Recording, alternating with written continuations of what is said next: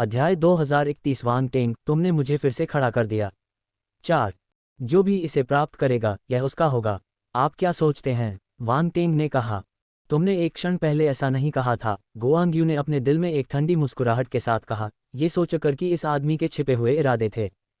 हर किसी के पास इसके लिए प्रतिस्पर्धा करने का मौका है, लेकिन आप इसे प्राप्त कर सकते हैं या नहीं, यह आपके कौशल पर निर्भर करता है ना? वांग टेंग ने बेपरवाही से कहा। वान डोंग और अन्य लोगों के चेहरे पर अनिश्चितता थी।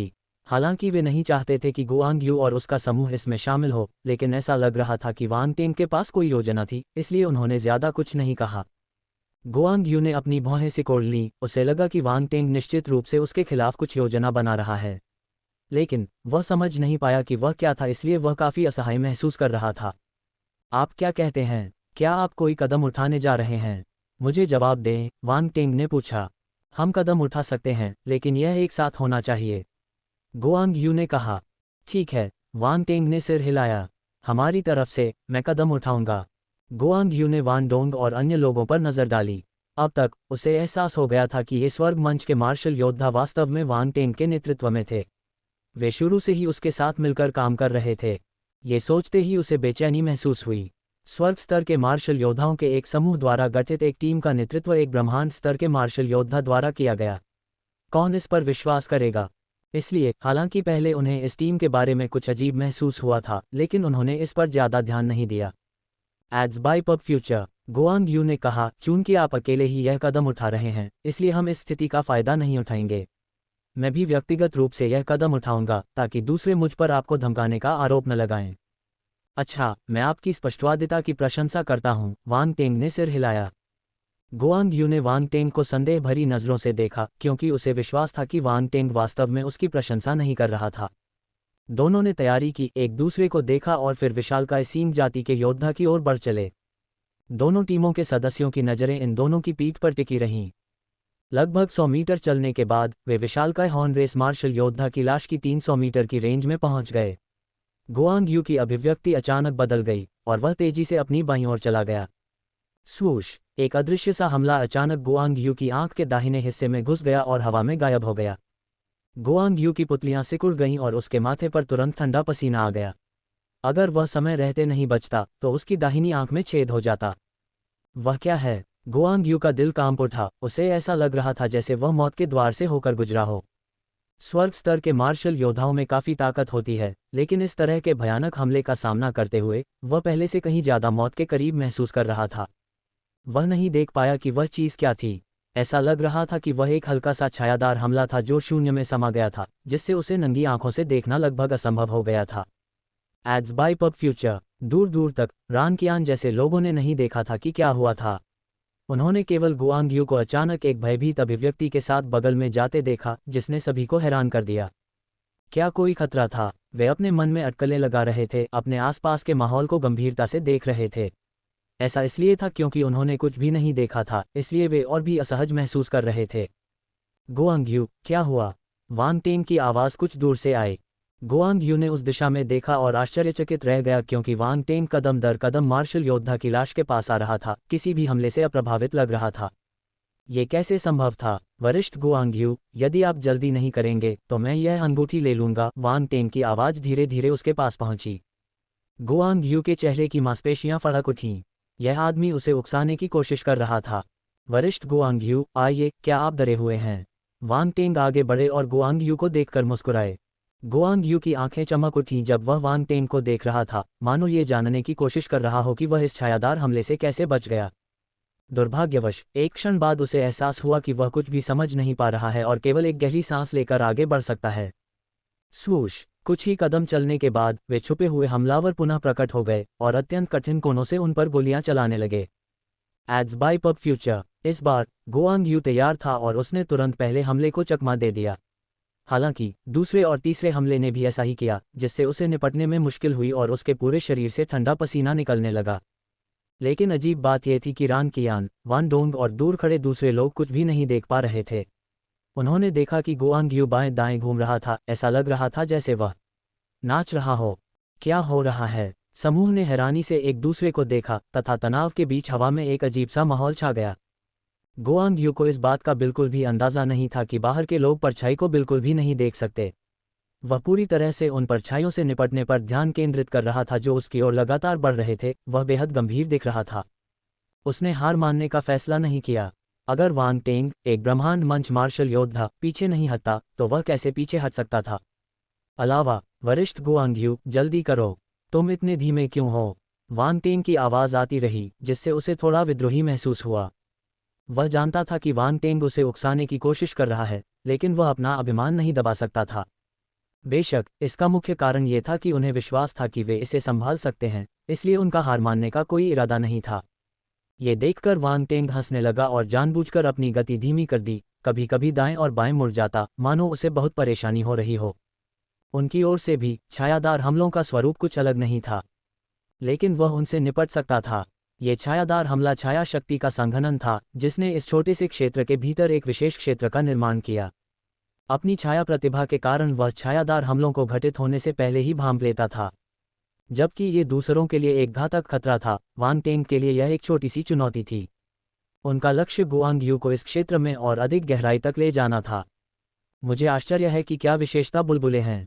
वांग टेंग ने खुद से आश्चर्य व्यक्त किया क्योंकि वह छायादार हमलों से बच रहा था।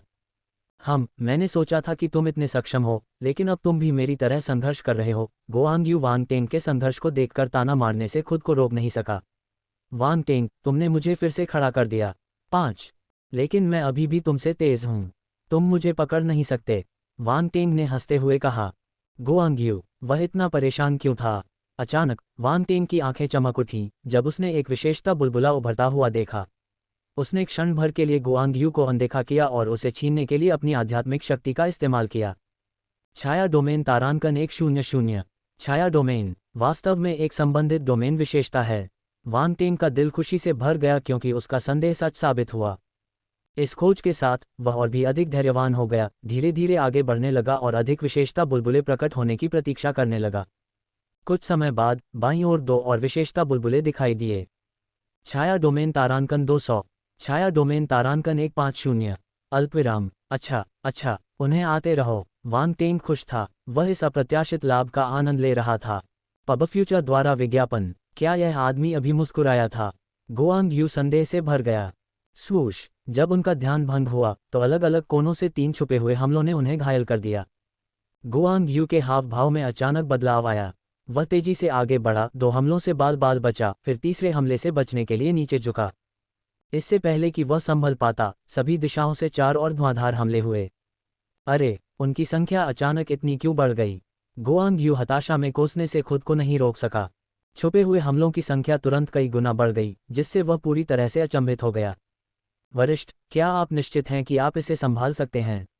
यदि नहीं, तो जल्दी वापस ले लेना शर्मनाक नहीं है। वांग टेंग की आवाज़ सही समय पर आई। तुम ही हो जो इसे संभाल नहीं सकते। तुम्हारा पूरा परिवार ऐसा नहीं कर सकता। गुआंग यू का चेहरा लाल हो गया। उसने आने वाले छायादार हमलों से बचते हुए वांग टेंग को कोसा और फिर अपने दांत पीसते हुए आगे बढ़ गया। 10 मीटर। हालांकि केवल 10 मीटर की दूरी तय करने के बाद उसके चारों ओर छायादार हमले एक बार फिर बढ़ गए, घनीभूत और तेजी से सभी दिशाओं से उसे घेरते हुए लगभग पूरी तरह से उसे घेर लिया। गुआंग यू की अभिव्यक्ति पूरी तरह से बदल गई। वह इन अनगिनत छुपे हुए हमलों से कैसे बच सकता था? पब फ्यूचर द्वारा विज्ञापन। बिना सोचे समझे उसने पीछे हटने की कोशिश की, लेकिन तब तक बहुत देर हो चुकी थी। पीछे से भी अनगिनत धुंधले हमले उस पर टूट पड़े थे। गुआंग यू ने बचने की बहुत कोशिश की, लेकिन उस पर कई हमले हुए जिससे उसके घावों से खून बहने लगा। सौभाग्यवश वह जीवित बचने में सफल रहे, लेकिन उसी क्षण एक भयावह शक्ति घाव के माध्यम से उसके शरीर में प्रवेश कर गई। काली छाया जैसी ही शक्ति। गुआंग यू के चेहरे पर थोड़ा सा भाव आया। उसने उसे बाहर निकालने की कोशिश की, लेकिन कोई फायदा नहीं हुआ। जिस भयावह शक्ति को उसने अपने भीतर बड़ी मुश्किल से दबाया था, वह इस नई अशुभ शक्ति के प्रभाव में तुरंत भड़क उठी। उसके पूरे शरीर में ठंडक दौड़ गई, जिससे वह अनायास ही कांपने लगा। सोचने के लिए ज्यादा समय दिए बिना चारों ओर से बड़ी संख्या में छुपे हमले उस पर टूट पड़े और गुआंग यू के पास हताश होकर बचने के अलावा कोई विकल्प नहीं था। वरिष्ठ, क्या आप रुक सकते हैं? वांग टेंग की आवाज़ मनोरंजन के संकेत के साथ दूर से आई। गुआंग यू ने मुड़कर देखा और पाया कि वांग टेंग मुस्कुरा रहा था और अपनी पिछली इत्मीनान भरी मुद्रा में वापस आ गया था, जो कि कुछ क्षण पहले तक संघर्षरत व्यक्ति के रूप में उसकी स्थिति से पूरी तरह अलग था। गुआंग यू को अचानक एहसास हुआ, वांग टेंग, तुमने मुझे फिर से फंसा दिया। गुआंग यू को पता था कि वांग टेंग ने ये जानबूझकर किया है। वह बेकाबू होकर चिल्लाया और उसका चेहरा बर्तन के तले की तरह काला हो गया। पब फ्यूचर द्वारा विज्ञापन। इस समय उसे अंततः पछतावा हुआ कि वह फिर से वांग टेंग के जाल में क्यों फंस गया। जैसे जैसे वे प्राणी की लाश के करीब पहुंचे, उनके चारों ओर दिखाई देने वाले छायादार हमलों की संख्या बढ़ती गई। इन छायादार हमलों का उभरना उनकी निकटता के अनुरूप था और उसे पहले ही इस पर ध्यान देना चाहिए था। हालांकि उसके अति आत्मविश्वास ने उसे यह विश्वास दिला दिया कि अगर वांग टेंग इसे संभाल सकता है तो वह भी कर सकता है, और वह उस गड्ढे में गिर गया जो वांग टेंग ने उसके लिए खोदा था। हे कमीने! दूर से रान कियान और अन्य लोगों ने गुआंग यू के गुस्से और सदमे वाले भाव को देखा, साथ ही उसके शरीर पर घाव भी देखे, और अंततः उन्हें एहसास हुआ कि कुछ गलत हो गया था। उनके टीम लीडर को वांग टेंग ने फिर से धोखा दिया था। लेकिन ये कैसे संभव था, खासकर तब जब ये सब उनकी आंखों के सामने हुआ था। वांग टेंग ने उन्हें कैसे धोखा दिया? वे सभी हैरान थे और इसका पता नहीं लगा पा रहे थे। वान डोंग और अन्य लोग भी समान रूप से हैरान थे, उन्हें आगे की स्थिति के बारे में कोई जानकारी नहीं थी, लेकिन गुआंग यू को फिर से ठगा हुआ देखकर उनके चेहरे पर अजीब भाव आ गए। एक ही व्यक्ति द्वारा 2 बार धोखा दिया जाना बड़ी बात थी। उन्हें आश्चर्य हुआ कि क्या वांग टेंग की हरकतों से गुआंग यू को कोई मनोवैज्ञानिक आघात पहुंचेगा। ये बहुत खतरनाक लग रहा है। गिगडोर ने अचानक राहत की भावना दिखाई। उसे खुशी थी कि वांग टेंग ने उसे पहले ही रोक दिया था, अन्यथा वह अब उस खतरनाक स्थिति का सामना कर रहा होता। वांग टेंग ने गुआंग यू पर कोई ध्यान नहीं दिया और विशालकाय सींग जाति की लाश की ओर कदम दर कदम आगे बढ़ा। ऐसा लग रहा था कि वह आसपास के छायादार हमलों की अनदेखी कर रहा था, उनसे बचने की भी जहमत नहीं उठा रहा था। उसने अपनी छाया प्रतिभा को सक्रिय किया और छाया शक्ति उसके शरीर से निकली, जिसने उसके चारों ओर छायादार हमलों को पीछे धकेल दिया। वे छायादार हमले उसे जरा भी घायल नहीं कर सके। उन्होंने पाया कि इन छायादार हमलों में आध्यात्मिक हमलों से कुछ समानताएं थीं। अगर कोई अपना ध्यान केंद्रित न करे तो उन्हें पहचानना मुश्किल होगा। गुआंग यू इसलिए असहाय था क्योंकि ये छायादार हमले अत्यंत गुप्त थे तथा उनकी संख्या बढ़ने से वह घबरा गया था। जल्द ही वांग टेंग विशालकाय सींग जाति की लाश के सामने 5 मीटर की दूरी पर पहुंच गया। अपनी आध्यात्मिक शक्ति के एक झटके से उसने स्थानिक अंगूठी को पुनः प्राप्त कर लिया। पहले वह बहुत दूर था और वह क्षेत्र डोमेन शक्ति से प्रभावित था। लाश से कुछ मीटर की दूरी पर डोमेन का हस्तक्षेप अधिक मजबूत था, जिससे वह अपनी आध्यात्मिक शक्ति का उपयोग करने से रोक रहा था। हालांकि अब दूरी घटकर केवल 5 मीटर रह गई है, इसलिए वह आसानी से अंगूठी वापस पा सकता है। ये खजाने की खोज का सही तरीका है। एक अंतरिक्ष वलय वांग टेंग के हाथ में आ गया। उसकी आध्यात्मिक शक्ति बाहर निकलकर अंतरिक्ष वलय में प्रवेश कर गई। धमाका, दरार, उसके समक्ष ब्रह्मांड स्तर के मार्शल योद्धा द्वारा छोड़ी गई आध्यात्मिक छाप तुरंत ही बिखर गई। आखिरकार ये व्यक्ति बहुत समय पहले मर चुका था और अंदर की आध्यात्मिक छाप समय के साथ खराब हो गई थी, बेहद कमजोर हो गई थी। वांग टेंग की आध्यात्मिक शक्ति के साथ वह आसानी से इसे तोड़ सकता था। बहुत जल्द ही अंतरिक्ष वलय की स्थिति वांग टेंग की आंखों के सामने आ गई। हथियार, ऊर्जा पत्थर, जेड बोतलों में बंद विभिन्न प्रकार की गोलियां, साथ ही विभिन्न आध्यात्मिक जड़ी बूटियां, अयस्क और बहुत कुछ। एक ब्रह्मांड चरण मार्शल योद्धा के संग्रह को वास्तव में कम करके नहीं आंका जाना चाहिए। वांग टेंग ने विशालकाय सींग जाति के मार्शल योद्धा के माथे पर नजर डाली। अफसोस की बात है, उसकी चेतना नष्ट हो गई थी और उसके शरीर की छोटी सी दुनिया भी शायद नष्ट हो गई थी। इसकी अधिकांश सामग्री किसी अज्ञात स्थान पर खो गई थी, जिससे उसे वापस पाना असंभव हो गया था। कुछ ब्रह्मांड स्तर के मार्शल योद्धा अपनी मृत्यु से पहले अपने बनाए छोटे संसार को कहीं बंद करके छोड़ देते थे तथा किसी ऐसे व्यक्ति की प्रतीक्षा करते थे जो उन्हें खोज सके। हालांकि अगर किसी ब्रह्मांड स्तरीय मार्शल योद्धा की हिंसक मौत हो जाती है तो उनकी छोटी दुनिया आमतौर पर संरक्षित नहीं होगी। इसे या तो पूरी तरह से लूट लिया जाएगा या खुद ही नष्ट कर दिया जाएगा, जिससे उनके दुश्मनों के लिए कुछ भी नहीं बचेगा। Ads bye pub future. उसके सामने ब्रह्मांड स्तर के मार्शल योद्धा को मार दिया गया था, उसकी चेतना को छेद दिया गया था, जिसके परिणामस्वरूप उसकी छोटी दुनिया ढह गई थी, जो शून्य में गायब हो गई थी। दूर गुआंग यू छायादार हमलों से पीछे रह गया और किसी अन्य काम पर ध्यान नहीं दे सका। वांग टेंग ने पलटकर एक सौम्य मुस्कान दिखाए। वरिष्ठ गुआंग यू, मैंने अंतरिक्ष की अंगूठी प्राप्त कर ली है, मैं आगे बढ़ूंगा। पफट। गुआंग यू ठंडे पसीने में भीग गया था, उसके शरीर पर कई घाव थे जो सब छायादार हमलों के कारण हुए थे। छायादार शक्ति की लहरें उसके शरीर में घुस गईं, उसकी शक्ति के प्रवाह को अवरुद्ध कर दिया और उसकी स्थिति को और भी भयानक बना दिया। जब उसने वांग टेंग के शब्द सुने तो वह खुद को और अधिक नहीं रोक सका और खून बहने लगा, उसका चेहरा कागज की तरह पीला पड़ गया। अंत में वह न केवल ठगा गया बल्कि उसे कुछ भी हासिल नहीं हुआ। ये क्रोधित करने वाला था। हे भगवान, उसे खून की खांसी आ रही है। वांग टेंग खुद को रोक नहीं पाया और गहरी सदमे में चिल्लाया। उसने सोचा कि क्या वह बहुत आगे निकल गया था। नेता रान कियान और अन्य लोगों ने दूर से ये दृश्य देखा और उनके चेहरे पर मुस्कान आ गई। नेता, अंतरिक्ष वलय उसके द्वारा ले लिया गया है। आपको तुरंत पीछे हटने की जरूरत है। रान कियान ने तत्काल चिल्लाया। गुआंग यू इस समय मुश्किल स्थिति में था। अगर वह पीछे हट सकता तो कब का पीछे हट चुका होता। वह यहाँ रहकर मौज मस्ती के लिए संघर्ष क्यों करेगा? नहीं, ये बिल्कुल भी मज़ेदार नहीं था। वह रोने के कगार पर था। एड्स बाय पब फ्यूचर, ये गुप्त हमले क्या थे और ये इतने कष्टकारी क्यों थे? उसने अपनी लापरवाही के लिए खुद को कोसा कि वह इतना करीब आ गया और उसने अचानक ही आक्रमण होने दिया जिससे उसे पीछे हटने का कोई अवसर नहीं मिला। वान डोंग और अन्य लोगों ने गुआंग यू की वर्तमान स्थिति को देखा और कुछ सहानुभूति महसूस करने से खुद को रोक नहीं पाए। इस तरह से धोखा दिए जाने पर कोई भी व्यक्ति अपने जीवन के विकल्पों पर सवाल उठा सकता है। कितना दुखद। वांग टेंग इत्मीनान से वापस आ गया और गुआंग यू से एकदम अलग दिखाई दिया। उसे कोई जल्दी नहीं थी और अभी भी उसे कुछ विशेषता बुलबुले इकट्ठा करने थे। छाया डोमेन तारांकन 450, छाया डोमेन तारांकन 520, छाया डोमेन तारांकन 400, अल्पविराम। हो, इस बार बहुत सारी विशेषताएं हैं। वांग टेंग आश्चर्यचकित था। क्या ऐसा इसलिए था क्योंकि वह लाश के करीब था? वह जितना करीब था उतनी ही अधिक विशेषताएं थीं। गुआंग यू ने सोचा कि वांग टेंग उसे ताना मार रहा है, जानबूझकर इतनी धीमी गति से चल रहा है, जिससे वह गुस्से से कांप रहा है। हालांकि वांग टेंग के पास उस पर ध्यान देने का समय नहीं था और वह विशेषता बुलबुले इकट्ठा करना जारी रखता था। कुछ देर बाद उसने विशेषता बोर्ड पर नजर डाली। एड्स बाय पब फ्यूचर, छाया क्षेत्र 200/3000 तीसरा रैंक। थोड़े ही समय में छाया क्षेत्र में वांग टेंग की निपुणता तीसरे स्तर पर पहुंच गई, जो एक महत्वपूर्ण सुधार था।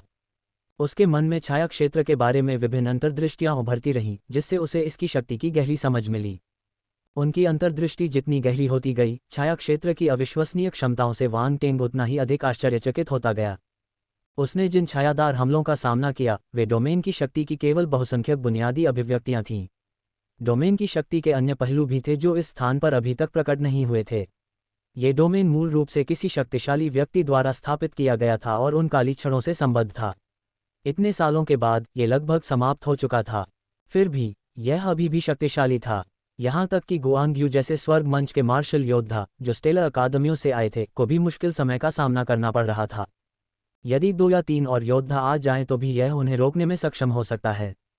बेशक, अगर वे एक साथ मिलकर काम करें तो वे इस डोमेन को नष्ट करने में सक्षम होंगे। यह इस बात पर निर्भर करेगा कि वे कितने चतुर हैं। वांग टेंग चुपचाप डोमेन में हुए परिवर्तनों पर विचार कर रहा था तथा सोच रहा था कि इस छाया डोमेन को पीछे कौन छोड़ गया होगा। इस छाया शक्ति की प्रकृति विचित्र थी।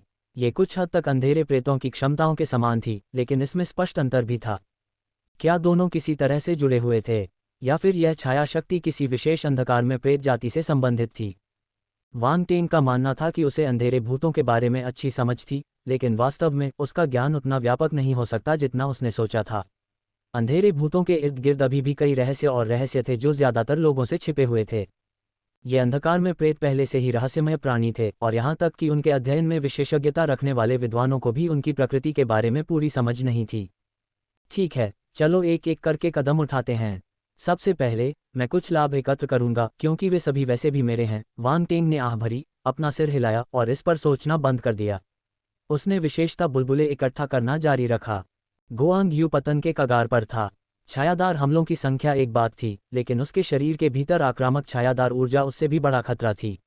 वह इसे बाहर नहीं निकाल सकता था या दबा नहीं सकता था, और इस स्थिति में बने रहने से केवल उसकी मृत्यु ही होगी।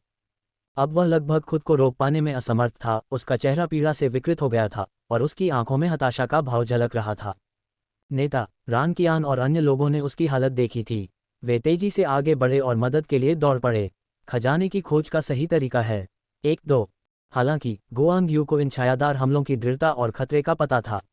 वह चिल्लाया, अंदर मत आओ, तुम इन हमलों को संभाल नहीं सकते। दुर्भाग्य से वह बहुत देर से आया। रान कियान और अन्य लोग चुपचाप खड़े होकर उसे मरते हुए नहीं देख सकते थे। वे सभी दौड़कर अंदर गए। स्वूश स्वूश स्वूश। उन पर छुपे हमले हो रहे थे, लेकिन सौभाग्य से वे शुरू से ही सतर्क थे। उन्होंने गुआंग यू की दयनीय स्थिति देखी थी और उन्हें संदेह था कि कोई अदृश्य खतरा है। इसलिए वे सावधानी से आगे बढ़े। उन्होंने कई छाया हमलों को टाला और आश्चर्यचकित हुए बिना नहीं रह सके कि ये हमले गुआंगयू को इतनी परेशानी क्यों दे रहे थे। उन्होंने एक दूसरे को देखा और एक पल के लिए झिझके, फिर भी कुछ देर रुकने के बाद वे आगे बढ़ने लगे। जल्द ही उन्हें गुआंगयू की दुर्दशा का कारण पता चल गया। उन पर आक्रमण करने वाले छायादार हमले स्पष्ट गति से बढ़ रहे थे। क्या आश्चर्य, वे जाल में फंस गए। वान टेंग की आंखें चमक उठीं और उसका हाव भाव अजीब हो गया। ये देखकर वान डोंग और अन्य लोग वान टेंग की ओर मुड़े। वान टेंग ने शांति से अपना सिर हिलाया और संकेत दिया कि उनकी मदद शायद उपयोगी न हो, इसके बजाय वे बोझ बन सकते हैं। वान डोंग और अन्य लोगों ने राहत की सांस ली।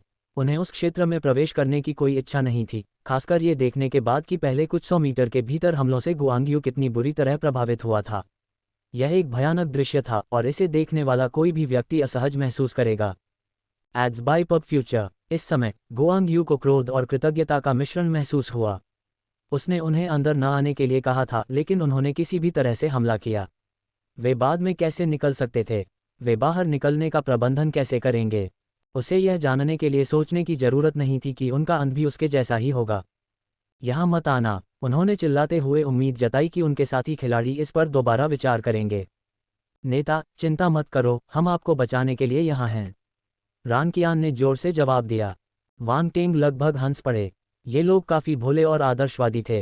रोंग कियान और अन्य लोगों के पीछे न हटने का कारण ये था कि उन्होंने एक टीम के रूप में समन्वय करने और छाया हमलों से अधिक प्रभावी ढंग से निपटने का तरीका ढूंढ लिया था। उनका मानना था कि गुआंगयू के संघर्ष का कारण समन्वय के बिना उसका एकल दृष्टिकोण था। अपने समन्वित प्रयासों से वे आत्मविश्वास के साथ गुआंगयू के स्थान तक पहुंचे। कुछ ही समय में वे तेजी से अत्यंत सघन छाया आक्रमण वाले क्षेत्र में प्रवेश कर गए। स्वूश स्वूश स्वूश, सभी दिशाओं से अनगिनत छाया हमले हुए और रान कियान और अन्य को घेर लिया गया। फक एड्स बाय पब फ्यूचर। अगले ही पल रान कियान ने एक श्राप दिया और उसका चेहरा पीला पड़ गया। छाया के हमले अचानक बढ़ गए थे, जिससे वे चौंक गए। मैंने तुमसे कहा था कि तुम मत आना, गुआंगयू ने दर्द में चिल्लाया और अपनी आंखें बंद करना चाहा, लेकिन उसकी हिम्मत नहीं हुई। वह जानता था कि अपनी आंखें बंद करने का मतलब हो सकता है कि वह उन्हें फिर कभी नहीं खोल पाएगा। रान कियान और अन्य। दुर्घटनाएं हमेशा तब होती थीं जब वे तैयार नहीं होते थे। वे एक अजीब स्थिति में फंस गए क्योंकि वे निकट आते समय काफी आश्वस्त थे। छाया हमलों में अप्रत्याशित वृद्धि ने उन्हें चौंका दिया। नेताजी, चिंता मत कीजिए, अगर हम साथ मिलकर काम करेंगे तो हम निश्चित रूप से इसे अपना बना लेंगे। रान कियान के चेहरे पर भाव बदल गए और उसने अपना आत्मविश्वास वापस पा लिया और चिल्लाए, आशा करते हैं ऐसा ही हो। गुआंगयू ने उसकी ओर देखा, लेकिन वह इस भावना से छुटकारा नहीं पा सका कि वह बस उसे आश्वस्त करने की कोशिश कर रही थी। रान कियान एक बात के बारे में सही था। उनके संयुक्त प्रयास से वे अकेले गुआंगयू से ज्यादा समय तक टिक सकते थे। वे धीरे धीरे उसकी स्थिति के करीब पहुंच गए, छाया हमलों को रोकते हुए। गुआंगयू गिरने के कगार पर था और अगर उन्होंने जल्द ही उसकी मदद नहीं की तो वह वहीं मर सकता था। रान कियान और अन्य लोगों के आने पर उसे अंततः कुछ राहत महसूस हुई। नेता, आप केंद्र में बैठ जाएं और थोड़ी देर आराम करें, स्वर्ग मंच के योद्धाओं में से एक ने सुझाव दिया। ठीक है, गुआंगयू ने बिना किसी हिचकिचाहट के कहा। उसे एहसास हुआ कि यह गर्व करने का समय नहीं था। उसने तुरंत कुछ उपचार की गोलियां निकालीं और जल्दी से उन्हें खाकर ठीक हो गया। दूसरी ओर वांग टेंग ने उन्हें छाया हमलों का विरोध करते देखा और आश्चर्यचकित हुए बिना नहीं रह सका। Ads bye pub future. जैसा कि स्वर्ग स्तर के मार्शल योद्धाओं से अपेक्षा की जाती है, जब वे सहयोग करते थे तो वे दुर्जय होते थे। क्या मुझे उन्हें थोड़ा बढ़ावा देना चाहिए? वांग टेंग ने चुपचाप विचार करते हुए अपनी ठोड़ी को सहलाया। अब वह छाया क्षेत्र को नियंत्रित करता था, जो इस स्थान के क्षेत्र से गहराई से जुड़ा हुआ था। कुछ विचार विमर्श के बाद उन्होंने ऐसा न करने का निर्णय लिया। यह अनुचित होगा। आखिरकार वह एक अच्छा इंसान था। वरिष्ठ गुआंगयू, क्या आप अभी भी रुके हुए हैं? क्या आपको मदद की जरूरत है? वांग टेंग ने गुआंगयू को पुकारा। ये वाक्य थोड़ा परिचित सा लगा। रान कियान और बाकी लोगों के चेहरे पर बदसूरत भाव थे। ऐसा लग रहा था कि उन्होंने कुछ सोचा है। वांग टेंग ने पहले भी यही सवाल पूछा था। उनके नेता को वास्तव में धोखा दिया गया था। हे कमीने, वांग टेंग, क्या इन धूर्त युक्तियों का उपयोग करना ही एकमात्र चीज़ है जो आप करने में सक्षम हैं? अगर आप में हिम्मत है तो आइए बाहर एक निष्पक्ष लड़ाई करें, रान कियान गुस्से से चिल्लाया। क्या आप क्या कह रहे हैं? मैं आपको सुन नहीं पा रहा हूँ। वांग टेंग ने अपना हाथ कान पर रखा, अपना सिर झुकाया और ऊंची आवाज में पूछा। रान कियान इतनी गुस्से में थी कि उसकी छाती धड़क रही थी। वह चिल्लाई, लानत है। डोमेन के बाहर वान डोंग और अन्य लोग थोड़े अवाक थे। वांग टेंग कुछ ऐसा था जो बहरा होने का नाटक कर लोगों को इस स्थिति तक ले जा रहा था। यह महिला काफी उग्र है। वांग टेंग ने मन ही मन टिप्पणी की। तुम्हें ये भी एहसास नहीं है कि तुमने उसे कैसे उकसाया है? राउंड बॉल ने अपना सिर हिलाते हुए कहा। खांसी, मेरा उसे उकसाने का कोई इरादा नहीं था। मेरा लक्ष्य गुआंग्यू है। वांग टेंग ने अपना गला साफ किया और चिल्लाना जारी रखा। वरिष्ठ गुआंग्यू, अगर आप वास्तव में नहीं टिक सकते तो बस मदद के लिए पुकारें। हमारी दोस्ती की खातिर मैं आपकी मदद करूंगा। गुआंग्यू ने अपनी आंखें चौड़ी की और वांग टेंग को घूरने लगा। वह अब और बर्दाश्त नहीं कर सकता था। यह आदमी बिल्कुल बेशर्म था। खजाने की खोज का यही सही तरीका है। 3 मेरी तरफ ऐसे मत देखो, ये डरावना है। वांग टेंग ने अजीब तरीके से अपनी नाक को छूते हुए कहा। अगर तुम्हें मदद की जरूरत नहीं है तो भूल जाओ, मैं जिद नहीं करूंगा। जैसे ही उसने यह बात कही, एक शक्ति चुपचाप उसके पास से फैलकर आसपास के क्षेत्र में विलीन हो गई। यहाँ के क्षेत्र में पहले से ही एक समान आभा थी, इसलिए गुआंग्यू और अन्य लोगों को कुछ भी असामान्य नहीं लगा। स्वूश स्वूश स्वूश। अचानक उनके चारों ओर छाया हमलों की संख्या बढ़ गई। रानकियान, गुआंग्यू और अन्य लोगों ने तुरंत समस्या को पहचान लिया। उनके हाव भाव बदल गए। क्या हुआ? हमले बढ़ गए हैं। हमलों में अचानक वृद्धि से उनका समन्वय बिगड़ गया और वे उन्माद में आ गए। वे अपने बचाव में इतने व्यस्त थे कि उन्होंने वांग टेंग पर ध्यान ही नहीं दिया। ये बहुत सरल है, हमें कठिनाई बढ़ाने की जरूरत है। वांग टेंग ने अपना सिर हिलाते हुए खुद से कहा। वांग टेंग, क्या तुमने कुछ किया है? राउंड बॉल को संदेह हुआ। नहीं, मैं उस तरह का व्यक्ति नहीं हूं, वांग टेंग ने गंभीरता से उत्तर दिया। पब फ्यूचर द्वारा विज्ञापन। राउंड बॉल संशय में रही क्योंकि हमले अचानक बढ़ गए। अगर वांग टेंग ऐसा नहीं करता तो राउंड बॉल अपना नाम उल्टा लिख देती, लेकिन उसे कोई सबूत नहीं मिल सका। इसके अलावा ये समझ में नहीं आ रहा था कि वांग टेंग ने इस डोमेन को कैसे बदल दिया था। प्रबल प्राकृतिक प्रतिभा के बावजूद वह इतने कम समय में एक अद्वितीय क्षेत्र को समझ नहीं पाए होंगे, है ना? यहाँ का डोमेन सामान्य तात्विक डोमेन के विपरीत असाधारण रूप से रहस्यमय और अनोखा था। इसे समझना चुनौतीपूर्ण होगा। प्रत्येक प्रकार के डोमेन को समझने के लिए मार्शल योद्धाओं को चिंतन और सीखने में महत्वपूर्ण समय लगाने की आवश्यकता होती है, जबकि 5 तत्वों जैसे मौलिक डोमेन की समझ उनकी समानता के कारण अपेक्षाकृत सरल थी। वर्तमान डोमेन उल्लेखनीय रूप से अलग था। ये रहस्यमय क्षेत्र, एक दुर्लभ वस्तु जो पहले कभी नहीं देखी गई, समझने के लिए एक बड़ी चुनौती पेश करती है, जिसे समझने के लिए समय और प्रयास के और भी अधिक निवेश की आवश्यकता होती है। इसलिए राउंड बॉल यह नहीं समझ पा रहा था कि वांग टेंग ने इस अनोखे डोमेन की पेचीदगियों को इतनी जल्दी कैसे समझ लिया। उसका मानना था कि वांग टेंग ने डोमेन की शक्ति को प्रभावित करने के लिए कुछ अपरंपरागत तरीकों का इस्तेमाल किया था।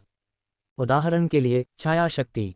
इससे पहले जब वांग टेंग छायाओं से निपटता था, राउंड बॉल ने अनुमान लगाया था कि क्या वह छाया शक्ति को अवशोषित कर सकता है। हालांकि उसे एहसास नहीं हुआ था कि वांग टेंग के पास छाया प्रतिभा है, यह मानते हुए कि उसने छाया शक्ति को भस्म करने के लिए भक्षण करने वाले जानवर की भक्षण क्षमताओं का उपयोग किया था। ये वास्तव में एक उचित स्पष्टीकरण था। भक्षक शून्यता जानवर एक रहस्यमय प्राणी था और बहुत कम लोग इसकी भयावह भक्षण क्षमता की वास्तविक सीमा से अवगत थे। दुर्भाग्य से वांग टेंग ने कभी भी स्पष्ट रूप से इसकी पुष्टि नहीं की, जिससे राउंड बॉल के सामने अनुत्तरित प्रश्न रह गए। गंभीरता से, पब फ्यूचर द्वारा विज्ञापन। उन्होंने इसे बहुत रहस्यमय बना दिया। राउंड बॉल को इसकी कोई परवाह नहीं थी तथा उसे विवरण जानने में कोई दिलचस्पी नहीं थी। धमाका। रानकियान और अन्य लोगों ने अपनी शक्ति का प्रदर्शन करते हुए एक जोरदार गर्जना की। उन्हें यह भी एहसास हो गया था कि इस क्षेत्र में एक विशेष क्षेत्र का निर्माण हो चुका है और उनके क्षेत्र की शक्ति उससे मुकाबला करते हुए आगे बढ़ी। अरे नहीं, ये लोग बेवकूफ़ नहीं हैं। वे जानते हैं कि अपने डोमेन का इस्तेमाल इस जगह को नष्ट करने के लिए कैसे करना है। वांग टेंग की नज़र तेज हो गई और उसने मन ही मन सोचा। Boom boom boom. गुआंग्यू की ओर से उन चारों ने एक साथ अपने 5वें रैंक के डोमेन को मुक्त कर दिया और इस क्षेत्र में छाया डोमेन पर बलपूर्वक हमला किया। आंशिक रूप से स्वस्थ होने के बाद गुआंग्यू भी अपने 6ठे दर्जे के डोमेन के साथ इसमें शामिल हो गया। 5 स्वर्ग स्तर के मार्शल योद्धाओं द्वारा अपनी अपनी शक्तियों का प्रयोग करने के कारण उनकी ताकत को निश्चित रूप से कम करके नहीं आंका जा सकता था। यद्यपि छाया क्षेत्र अद्वितीय था और एक शक्तिशाली व्यक्ति द्वारा छोड़ा गया था, जिसे नष्ट करना आसान नहीं था, अंततः ये सिर्फ एक अवशिष्ट बल था और एक सच्चे मार्शल योद्धा का समर्थन नहीं था। जैसे ही वांग टेंग ने मुड़कर देखा, उसने देखा कि विशालकाय सींग जाति की लाश में डाली गई काली छड़ें तीव्रता से कांप रही थीं और जुड़ी हुई छाया क्षेत्र की शक्ति तेजी से कम हो रही थी। बाहरी ताकतों के बिना इस पर डोमेन शक्ति कई सालों तक चल सकती थी, लेकिन अब शायद ये पूरी तरह से खत्म होने में ज़्यादा समय नहीं लगेगा। क्या ये ढहने वाला है? वांग टेंग ने खुद से सोचा। उसने तुरंत अपने भीतर के छाया क्षेत्र को आसपास के क्षेत्र की शक्ति में मिला दिया। धमाका। पबफ्यूचर द्वारा विज्ञापन। छाया क्षेत्र तुरंत भड़क उठा। इस समय वांग टेंग ने इस क्षेत्र पर नियंत्रण कर लिया और गुआंग यू और अन्य लोगों से सीधे भिड़ गया। ये कैसे संभव है? हम तो बस आगे बढ़ने ही वाले थे। गुआंग यू और अन्य लोगों के चेहरे पर अविश्वास और आश्चर्य के भाव थे। वांग टेंग के होठों के कोने पर एक हल्की सी मुस्कान उभर आई। उसने छाया क्षेत्र में हो रहे बदलावों को नियंत्रित किया, जिसे उसने अभी अभी समझा था, और अचानक छाया क्षेत्र में चुपचाप फैलने लगी। गुआंग यू और उसके साथियों के पीछे की छायाओं की ओर रेंगने लगी। अगले ही क्षण उनकी गतिविधियां अचानक रुक गईं और वे कठोर हो गए, जैसे कि उनके शरीर नियंत्रित हो गए हों और हिलने में असमर्थ हो गए हों। क्या हो रहा था? गुआंग यू और उसके साथियों के चेहरे का रंग एकदम बदल गया था। ऐसी खतरनाक स्थिति में अचानक हिल न पाना बेहद घातक था। स्वूश स्वूश स्वूश। उन पर घातक इरादे से अनगिनत छाया हमले किए गए। तोड़ना। गुआंग यू की पुतलियां सिकुड़ गईं और वह चिल्लाया जैसे उसका क्षेत्र पूरी तरह से फट गया हो। उनके क्षेत्र में मूल शक्ति का एक अंश प्रतीत होता था।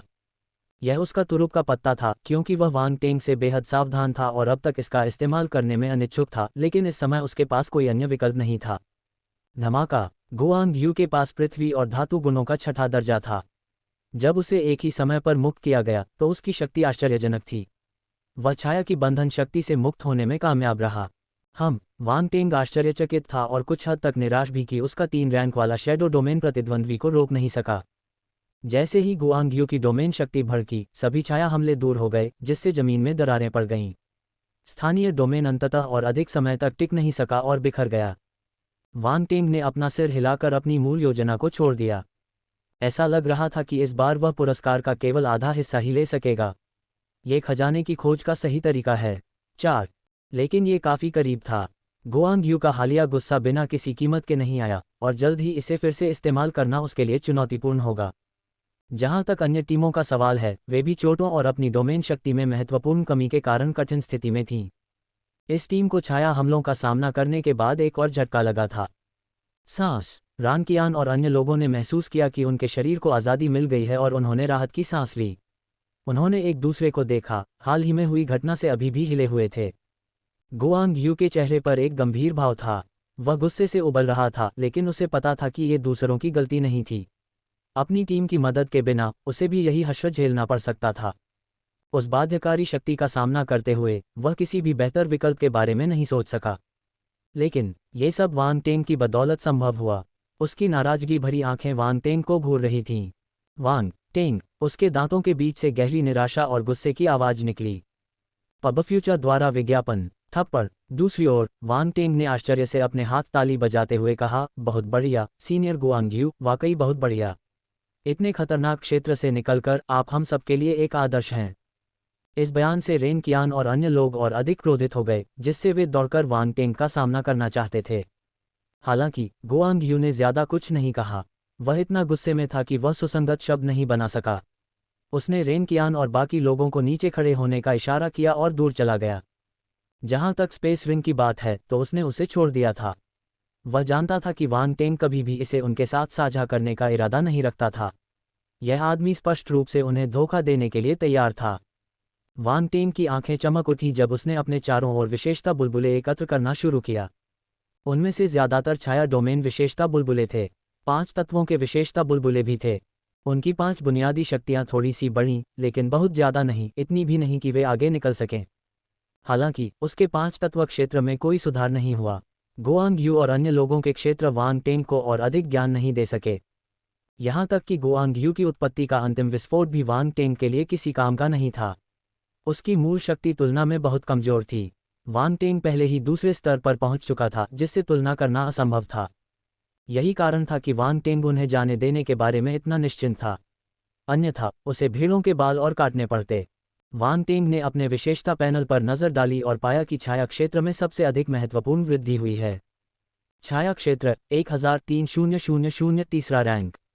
अपने गुणमानों की जांच करने के बाद वांग टेंग ने अपना ध्यान वापस अपने पीछे पड़ी लाश की ओर लगाया।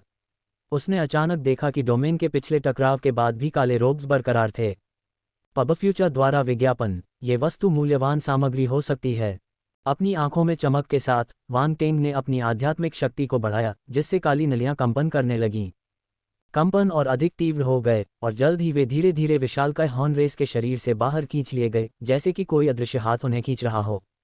दूर से वान डोंग और उसकी टीम हैरान रह गई। वांग टेंग क्या कर रहा था? उसने लाश के अंदर काली ट्यूब छोड़ने से भी इनकार कर दिया। ऐसा लग रहा था कि वांग टेंग कुछ भी संयोग पर नहीं छोड़ रहा था, ये सुनिश्चित कर रहा था कि कोई भी कीमती चीज पीछे न छूट जाए। साथ ही उन्होंने दबी जुबान में अनुमान लगाया कि काली नलियों का वांग टेंग का ध्यान आकर्षित करने के लिए कुछ विशेष महत्व हो सकता है। सिजल, काली नलियों को लगभग एक साथ बाहर निकाले जाने पर कई तरह की चटकने की आवाजें गूंजने लगीं। जायंट हॉर्न रेस के शरीर से खून की धार बहने लगी। धमाका! उसी समय विशालकाय हॉर्न रेस मार्शल योद्धा का शरीर सहारा खो देने के कारण ढह गया। उसके पीछे की दीवार भी धूल में मिल गई। क्षेत्र की शक्ति लुप्त हो चुकी थी और समय की शक्ति ने अंततः उसे छीन लिया था। यह वान डोंग और अन्य लोग बेहद आश्चर्यचकित थे। यहाँ तक कि पहले ही प्रस्थान कर चुका गुआंगयू भी वहीं रुक गया और स्थिति को थरथराते हुए देखने लगा। एक एक करके काली नलियां उसकी आध्यात्मिक शक्ति के नियंत्रण में वांग टेंग के सामने मडराती हुई तैरती हुई आईं।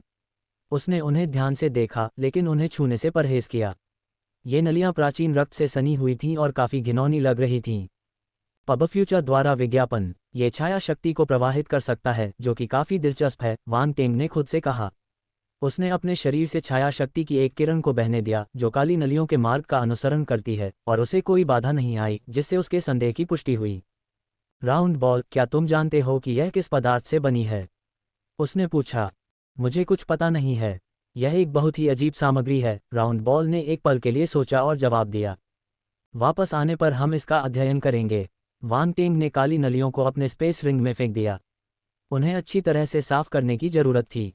वह उन्हें छूने की हिम्मत नहीं कर पाया क्योंकि वे ऐसी ही थीं। खैर, वह सफाई में दूसरों की मदद लेगा। सवाल ये था कि इन्हें साफ करने का काम किसे मिलेगा। जैसे ही उन्होंने वांग टेंग को आते देखा, वान डोंग और अन्य लोग उसके हाथ में पकड़ी हुई स्थानिक अंगूठी पर ध्यान केंद्रित करने से खुद को रोक नहीं सके। उनकी आंखें प्रत्याशा से भर गईं। एक ब्रह्मांड स्तरीय मार्शल योद्धा के अंतरिक्ष उपकरण में निश्चित रूप से बहुत सारी मूल्यवान वस्तुएं होंगी। वांग टेंग ने हल्का सा मुस्कुराया और अंगूठी रख दी, जिससे बाकी लोग निराश हो गए। वे ये भी नहीं जान पाए कि अंदर क्या है। कितने कंजूस! चिंता मत करो, हम वापस आने पर आपके योगदान के आधार पर सामान वितरित करेंगे, वांग टेंग ने शांति से कहा। योगदान के आधार पर? समूह की आंखें चमक उठीं। वांग टेंग ने ज्यादा कुछ नहीं कहा और आगे बढ़ने के लिए मुड़ गया। ऐसा करते हुए उसने गुआंगयू और उसके समूह पर नजर डाली, जो धीरे धीरे दूर होते जा रहे थे। ऐसा लग रहा था कि उनका उसके पीछे चलने का कोई इरादा नहीं था।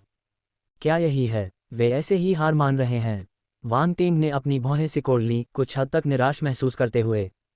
लेकिन उन्होंने अपनी सतर्कता पूरी तरह से कम नहीं की, क्योंकि उन्हें यकीन नहीं था कि वे अचानक हमला कर देंगे। समूह आगे बढ़ता रहा, एक के बाद एक प्राचीन इमारतों के पास से गुजरता रहा। हालांकि उन्हें ये देखकर निराशा हुई कि वहां पहले जैसी लाशें नहीं थीं। कुछ मिनटों के बाद वांग टेंग ने कुछ अजीब बात नोटिस की। आसपास की इमारतें अब धूल में नहीं बदल रही थीं। हालांकि वे खंडहर हो चुकी थीं, फिर भी वे खड़ी थीं। इसके अलावा वह दूरी पर एक भव्य महल देख सकता था, जो अन्य इमारतों की तुलना में अधिक ऊंचा और भव्य था। खजाने की खोज का सही तरीका है। 5. आगे ही उनका गंतव्य होना चाहिए। वान डोंग और अन्य लोगों ने भी इस पर ध्यान दिया। उनके चेहरे पर उत्साह था। उन्होंने अभी अभी एक ब्रह्मांड स्तरीय मार्शल योद्धा की लाश देखी है, इसलिए अंदर और भी बड़े खजाने होने चाहिए। वांग टेंग ने गति बढ़ा दी और सीधे उस भव्य संरचना की ओर बढ़ गया। कुछ ही समय में भव्य संरचना का पूरा दृश्य धीरे धीरे उनकी आंखों के सामने प्रकट हो गया। वांग टेंग और अन्य लोग आश्चर्यचकित थे। दर्शनीय, यह अविश्वसनीय रूप से शानदार था। हर कोई वहीं खड़ा था, संरचना को हतप्रभ होकर देख रहा था। उनके चेहरे पर कोई भाव नहीं था, मानो वे होश में नहीं आ पा रहे हों। यहाँ तक कि स्टेला अकादमी के इन प्रतिभाशाली मार्शल कलाकारों के लिए भी ऐसी शानदार संरचना एक दुर्लभ दृश्य था। सबसे उल्लेखनीय बात यह थी कि इस संरचना से प्राचीन और गहन ज्ञान की अवर्णनीय भावना निकल रही थी। ऐसा लगा जैसे उन्हें प्राचीन काल में वापस ले जाया गया हो, जिससे उनकी इंद्रियों पर गहरा प्रभाव पड़ा। देखो, यहाँ कुछ शिलालेख प्रतीत होते हैं। डोंग ली के मुंह से आश्चर्य की चीख निकली। शिलालेख! वान डोंग सहित सभी लोग चौंक गए और जल्दी से इधर उधर देखने लगे। पबफ्यूचर द्वारा विज्ञापन। वांग टेंग ने रुककर एक पत्थर की दीवार को देखा। वास्तव में उस पर प्राचीन शिलालेख थे। क्या ये प्राचीन भाषा है? वान डोंग और अन्य लोगों ने इसे पहले भी देखा था, इसलिए उन्होंने इसे पहचान लिया। वांग टेंग ने उनकी ओर देखा लेकिन आश्चर्यचकित नहीं हुआ। स्टेलर अकादमियों के पास बहुत सारे प्राचीन ज्ञान तक पहुंच थी और यहाँ तक कि उनके पास प्राचीन युद्धपोत जैसी प्राचीन तकनीकी कलाकृतियां भी थीं। कुछ प्राचीन कबीले की लिपि को पहचानना कोई बड़ी बात नहीं थी। हालांकि जिस बात ने सभी को आश्चर्यचकित कर दिया वह दीवार पर खून के धब्बे थे, जो समय के साथ काले पड़ गए थे, जो उनकी बहुत प्राचीनता का संकेत दे रहे थे। वांग टेंग, ये शिलालेख किसी की उंगलियों द्वारा लिखे गए प्रतीत होते हैं, राउंड बॉल ने अचानक गंभीर स्वर में कहा। उंगली से लिखा हुआ? वांग टेंग ने करीब से देखा और पाया कि वास्तव में यही मामला था। युद्ध योद्धाओं के रूप में उन्होंने कभी कभी लेखन के लिए इस पद्धति का उपयोग किया था और इसलिए वे कुछ सुरागों को समझ सकते थे। वान डोंग और अन्य लोगों ने भी इस असामान्य विवरण को देखा और असहज दिखे। वहां पर अंगुलियों से लिखे शिलालेखों की उपस्थिति, जिन पर अभी भी खून के धब्बे मौजूद थे, एक भयावह पहलू था। वे इन प्राचीन शिलालेखों का अनुवाद करने की प्रक्रिया में थे, लेकिन उनकी दक्षता सीमित थी और अनुवाद धीमी गति से आगे बढ़ रहा था। वांग टेंग ने सीधे ही भक्षक निहिलिटी बीस्ट की यादों तक पहुंच बनाई और जल्दी से प्राचीन लिपि का अनुवाद कर दिया। हालांकि अनुवाद की सामग्री ने उसे भयभीत कर दिया। मृत्यु, तुम सबको मरना होगा, कोई भी बच नहीं सकता। वान डोंग और अन्य लोगों ने भी इसका अनुवाद किया था और उनके हाव भाव थोड़े बदल गए थे। शब्दों को पढ़ते समय उनकी आवाज में एक डरावनी ध्वनि थी।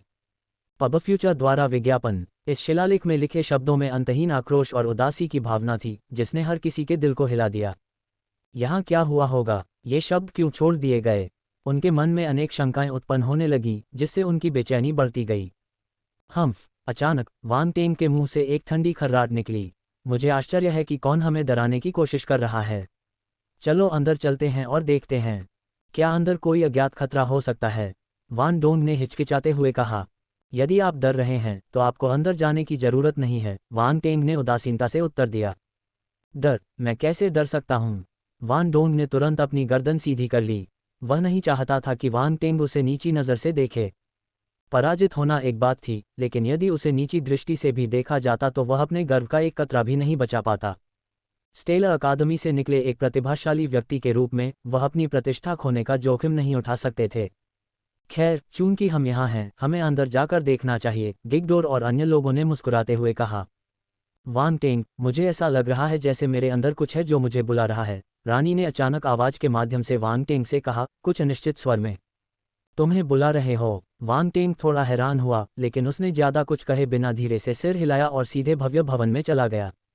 अन्य लोग भी उनका करीब से अनुसरण करने लगे। पब फ्यूचर द्वारा विज्ञापन। जैसे जैसे वे आगे बढ़ते गए, समूह के चेहरे पर उदासी बढ़ती गई। जहां भी वे देखते वहां हथियारों के निशान थे, कटने के निशान, तलवार के निशान और अनगिनत खून के धब्बे जो समय के साथ काले हो गए थे। यह एक भयानक दृश्य था, जैसे कि यहाँ कभी कोई महान युद्ध हुआ हो। कई इमारतें ढह गई थीं, लेकिन पूरी तरह से नष्ट नहीं हुई थीं। वे अभी भी अतीत के अवशेष के रूप में खड़ी थीं। वे बाहर की साधारण इमारतों से कहीं ज्यादा चमकीली थीं। रानी के चेहरे के हाव भाव बदलते रहे, मानो वह हवा में व्याप्त गहन दुख को महसूस कर रही हो, और उनका मूड काफी अप्रिय हो गया। वांग टेंग ने उसकी ओर देखा और सोचा कि शायद इसका उसके वंश से कुछ संबंध है। हालांकि जल्द ही उसने इस बारे में चिंता करना बंद कर दिया, क्योंकि उसने आसपास बहुत सारे हथियार देखे। कुछ जमीन में गड़े हुए थे, कुछ दीवारों में कोनों पर गड़े हुए थे। तलवारें, भाले और कई दूसरे हथियार चारों तरफ बिखरे पड़े थे। इसके अलावा इनमें से कुछ हथियार असाधारण थे, जिनमें आकाशीय चरण से लेकर ब्रह्मांड चरण और स्वर्ग चरण तक शामिल थे। हालांकि उसे अभी तक कोई ब्रह्मांड चरण वाला हथियार नहीं मिला था, लेकिन वांग टेंग ने एक भी हथियार नहीं छोड़ा और उन सभी को इकट्ठा कर लिया। उसने अपनी आध्यात्मिक शक्ति छोड़ी और हथियार उसकी ओर उड़े। फिर वे गायब हो गए। वान डोंग और बाकी लोग दंग रह गए। यह आदमी वाकई सब कुछ लूट रहा था, पीछे कुछ भी नहीं छोड़ रहा था। सबसे महत्वपूर्ण बात यह है कि उन्हें इसका एहसास भी नहीं हुआ था और वांग टेंग ने पहले ही काम शुरू कर दिया था। क्या यही अंतर था? इसमें कोई आश्चर्य नहीं कि वे इतने कमजोर थे। जरा उसे देखो, ये खजाने की खोज का सही तरीका था। वांग टेंग, क्या तुम्हें यह अजीब नहीं लगता? लड़ाई के कई निशान हैं, लेकिन हमने एक भी लाश नहीं देखी, राउंड बॉल ने अचानक कहा। वांग टेंग दंग रह गया। ये सही है, बिल्कुल, यही तो मुद्दा था। कोई आश्चर्य नहीं कि उसे पहले ही महसूस हो गया था कि कुछ गड़बड़ है। कोई लाश नहीं, लाशें कैसे नहीं हो सकती? बाहर एक ब्रह्मांड चरण मार्शल योद्धा की लाश थी, लेकिन यहाँ एक भी नहीं मिली। यह अजीब था। सभी लोग सावधान रहें, इस जगह पर कुछ अजीब बात है। वांग टेंग ने आगे बोलने से पहले राउंड बॉल की चेतावनी को समूह को सुनाया। वांग डोंग और अन्य लोग अचंभित हो गए और अधिक सतर्क हो गए। तुम्हें चुटकी काटने दो, क्या तुम असली हो? एक, कोई लाश नहीं। पूरे महल में एक भी लाश नहीं थी, फिर भी हर जगह खून के धब्बे थे, जिससे एक अजीब सा माहौल बन गया था। समूह को घबराहट महसूस होने लगी।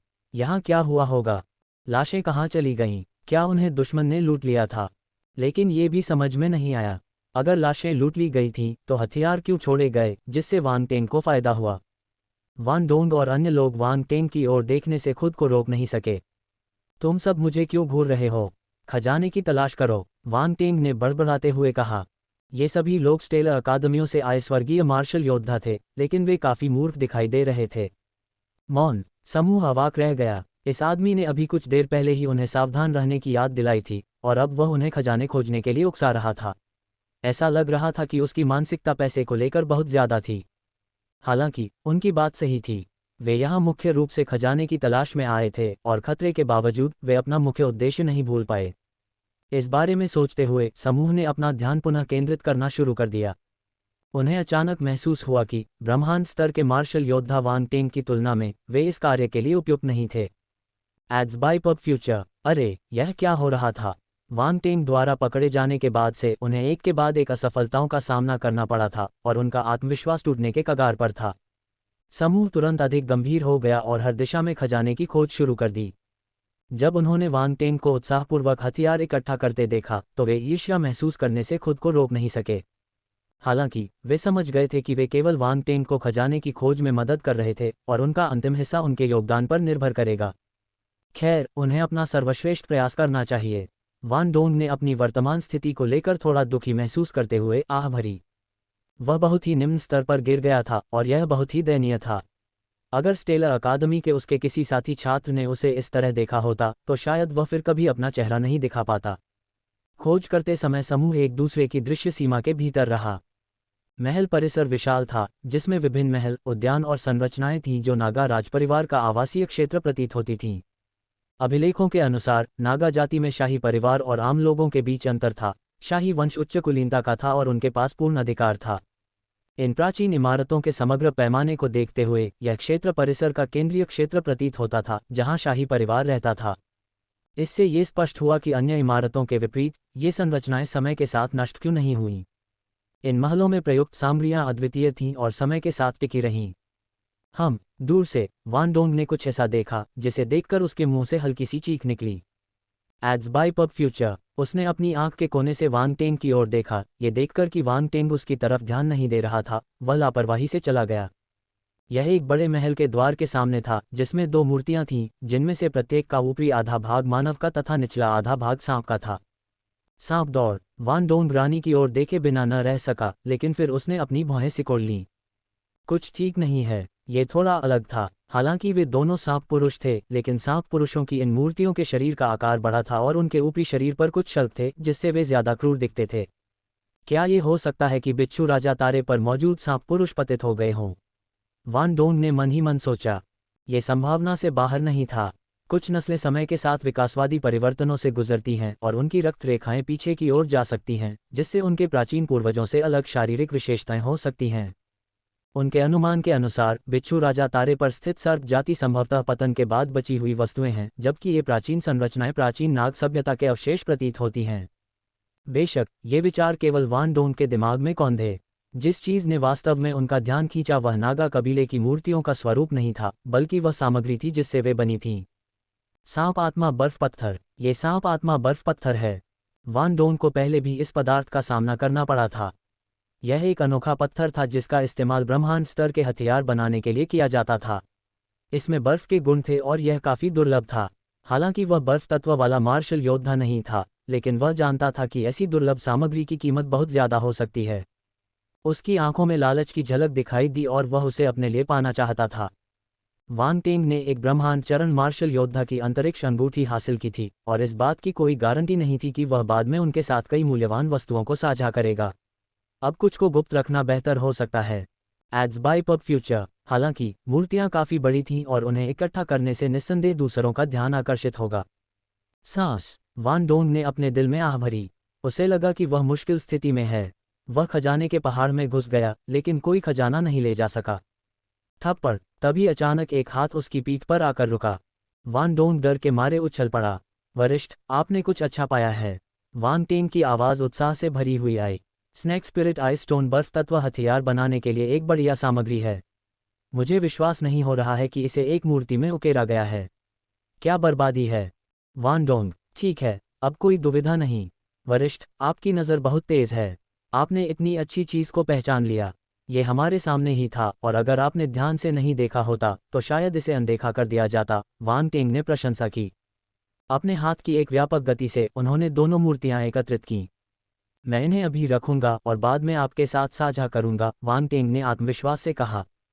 वान डोंग का मुंह थोड़ा सा फड़क उठा क्योंकि उसे ऐसा महसूस हो रहा था जैसे उसके अंदर से खून बह रहा हो। डोंग लेई, गिगडोर और अन्य लोग आश्चर्यचकित होकर इकट्ठे हुए कि वान डोंग खजाने की खोज करने वाला पहला व्यक्ति था। ऐसा लग रहा था कि इस महल में सचमुच बहुमूल्य वस्तुएं रखी हुई हैं। समूह का उत्साह बढ़ता गया और वे सभी आगे की खोज के लिए उत्सुक हो गए। रानी ने अपनी आंखों के कोनों को झपकते हुए महसूस किया जब उसने वान टेंग को दो सर्पपुरुष मूर्तियों को रखते हुए देखा। ऐसा प्रतीत होता था कि ये उसके लोगों के पूर्वजों का प्रतिनिधित्व करते हैं। किसी बाहरी व्यक्ति को उन्हें ले जाते देखना अजीब लगा। चलो चलें, हमें अंदर का निरीक्षण करना चाहिए। प्रवेश द्वार पर मूल्यवान वस्तुएं थीं। मुझे यकीन है कि अंदर और भी बहुत कुछ होगा, वान टेंग ने मुख्य हॉल की ओर बढ़ते हुए कहा। बाकी लोग भी उनके पीछे पीछे भव्य हॉल में प्रवेश कर गए। हॉल शांत और विशाल था, चारों ओर एक अजीब सा अंधेरा छाया हुआ था। हवा में एक ठंडी हवा फैली हुई थी जिससे हर कोई असहज महसूस कर रहा था। मुझे तुम्हें चुटकी काटने दो। क्या तुम असली हो? दो। वांग टेंग भव्य हॉल के सामने प्रवेश द्वार की ओर मुंह करके खड़ा था और उसने एक बड़ी मूर्ति देखी। ऐसा प्रतीत होता है कि यह मूर्ति पूजा की वस्तु के रूप में वहां रखी गई थी तथा इसके चारों ओर प्रसाद की व्यवस्था की गई थी। जैसा मैंने सोचा था, वांग टेंग की आंखें चमक उठी जब वह मूर्ति के पास पहुंचा और उसे लेने के लिए तैयार था। रुको, रानी का चेहरा काला पड़ गया और वह बोले बिना न रह सकी। क्या बात है? वांग टेंग ने पूछा। रानी ने गहरी सांस ली, उसे एहसास हुआ कि उसके पास इस आदमी को रोकने का अधिकार या शक्ति नहीं है। उसने अनिच्छा से कहा, मुझे अपना सम्मान देने दो। मेरा मानना है कि यह मेरा पूर्वज है। उसके स्वर में नाराजगी की झलक दिख रही थी। वांग टेंग ने एक क्षण रुककर कहा, ठीक है, आगे बढ़िए और अपना सम्मान प्रकट कीजिए। उसके बाद मैं इसे ले लूंगा। रानी, बाकी लोग अपनी हंसी रोक नहीं पाए। वे रानी के इरादे समझ गए थे और यह स्पष्ट था कि वांग टेंग अनभिज्ञता का नाटक कर रहा था। लेकिन उन्हें यह भी समझ में आ गया कि वे इतनी कीमती वस्तु को नहीं छोड़ेंगे।